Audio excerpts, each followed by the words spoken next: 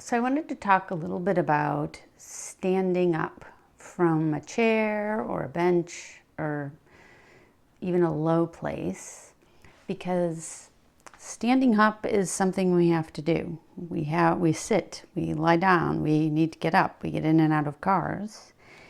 And when you teach your nervous system how to use the structure and the innate leverage built into the structure, standing from low places can get a lot easier. It can feel a lot more comfortable, a lot more stable. Now, of course, when you do this, you have to feel confident, and this can hopefully let you feel a little bit more confidence as well. I just gave a little tutorial on sensing and feeling your pelvis and your hip joints and your low back that can go along with this. But for the moment, let's just look at the structure from the top of the head to the tip of the tail and the bottom of the pelvis. That's a pretty decent length. But the legs, like when you've been sitting, they're bent. But they're long. They're very long. And you can see how, these bones are very small. And of course, the pelvis is a very big, heavy bone. The skull is also kind of heavy, but you can see that this pelvis is very thick and full.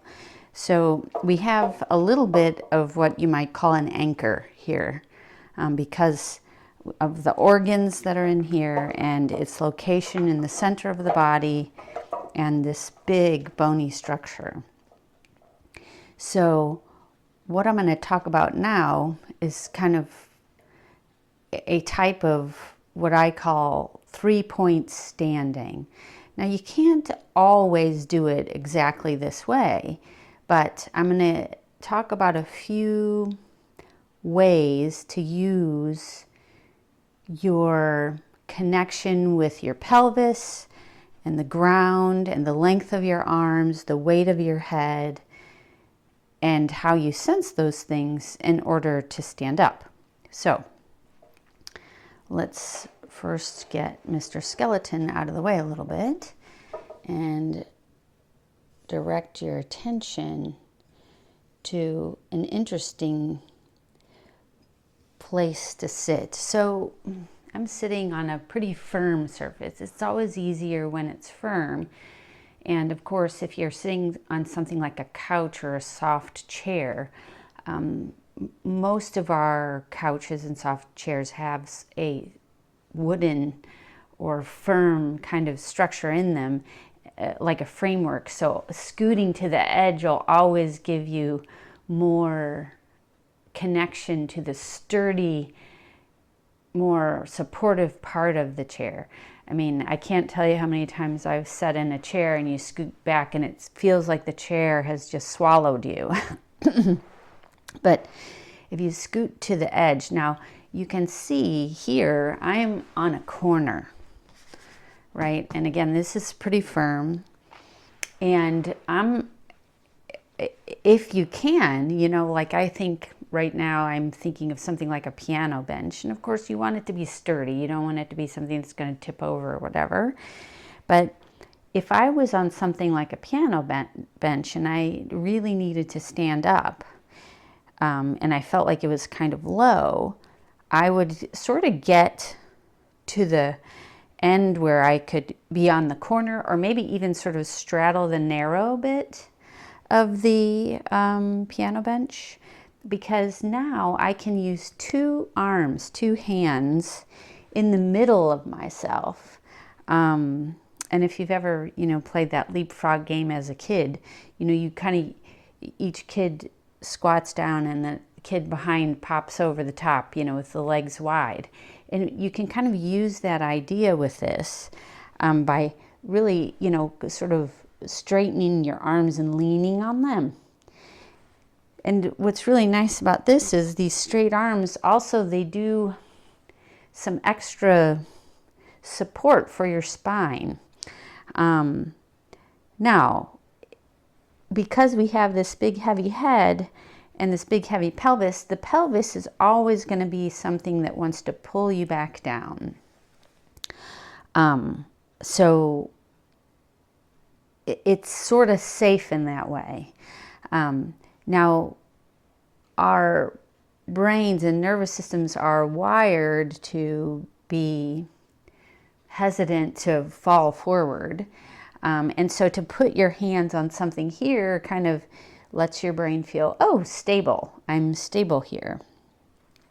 Now, you also want your feet to be stable on the ground.